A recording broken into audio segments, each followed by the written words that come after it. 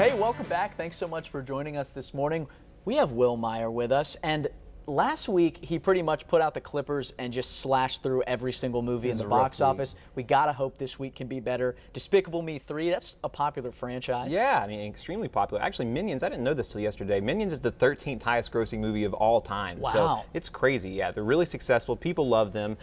This movie features the voice talents of Steve Carell, Kristen Wiig, Trey Parker from South Park they bring in for this movie. In this movie, Gru discovers he has a long-lost brother, and he teams up with that brother for one last criminal heist to stop a former child star from taking over the world. Yeah, so really successful movies, but I was worried about this one just because of the law of diminishing returns. You know, Gru isn't even really despicable anymore, and so he doesn't really have his defining characteristics, and so I kind of wonder, where do you go with this movie? But I was happy that they brought in Trey Parker. He's really funny, really talented, and I like the idea of Steve Carell voicing two characters, both himself and his brother. Thought that that might be really funny. While this movie does have many ideas, not many of them are fully realized, though. I think the problem is it has just too much on its plate. Trying too much. It's just got too much on its plate. There's so many characters now, and it tries to give each of them equal time, tries to give each character his own character arc, and you just can't explore all of that in an hour and a half. I think they should have whittled it down, only focused on a few characters. I was disappointed by the brother stuff, too. I didn't think that Drew was a really good counterpoint to Gru. Also, I thought that Trey Parker, he was okay. I thought he was kind of the highlight, but he's never more than mildly amusing. I think that this film just isn't that clever. It isn't that moving or funny. I just was watching and I was thinking, why is this not better? It's not especially bad. I think that kids who enjoy the first two are going to like this movie, but yeah, and it's hard to keep a movie magic for that many films. It's very rare that happens. So adults are going to find it tolerable, but nothing more. I'd say 2 out of 4 stars. 2 out of 4. That's not too bad. The next one, 2 words that really should never be put together. Baby Driver. Baby Driver, yeah, it's a heck of a title. This is a film from Edgar Wright, the stylish visionary director of Hot Fuzz, Shaun of the Dead, Scott Pilgrim vs. the World. This movie stars Ansel Elgort as a young getaway driver. He listens to music because he has tinnitus, a constant ringing in his ears. That drowns out the noise, but it also gets him excited and makes him a better getaway driver.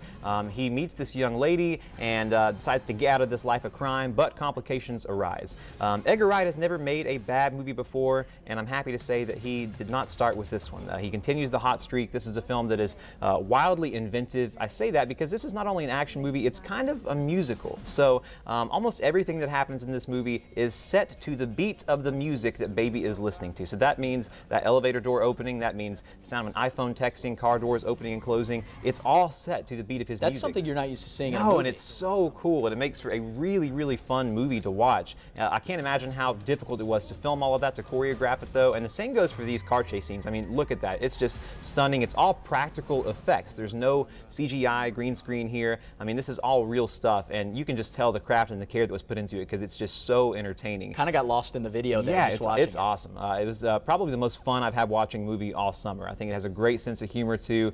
Unfortunately, I hate to even say this because I want to stay so positive on this movie because it's so good. The last half hour does stall for me somewhat. I think that the last 5 minutes, it's a little car pun. I had to throw something in there. Yeah, the last 5 minutes, it's a little anticlimactic, but I'm so positive on this movie. Like I said, it is a total blast. I say rush to the theater to see this one. What's the rating on that one? 3.5 out of 4. 3.5 out of 4. Last one, The Beguiled. The Beguiled. This is a loose remake of a 1971 Don Siegel movie starring Clint Eastwood.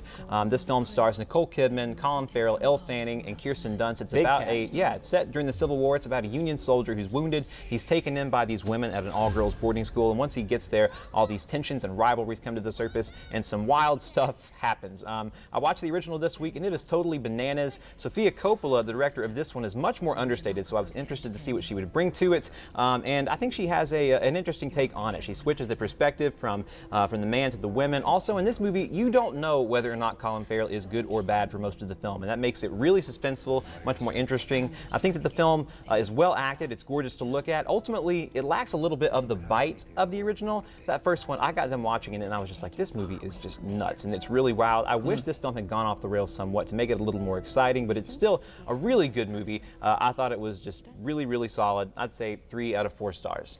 2 pretty good ratings from Will Meyer, and I've got a great one next week that I got to see early, and so another favorite movie of the summer. So I'm really excited. We'll look forward for that. Thank you so much for joining us, and we'll also keep up with your Facebook page for the latest. Awesome. Thanks so much. Thanks so much for being here, Will. We're gonna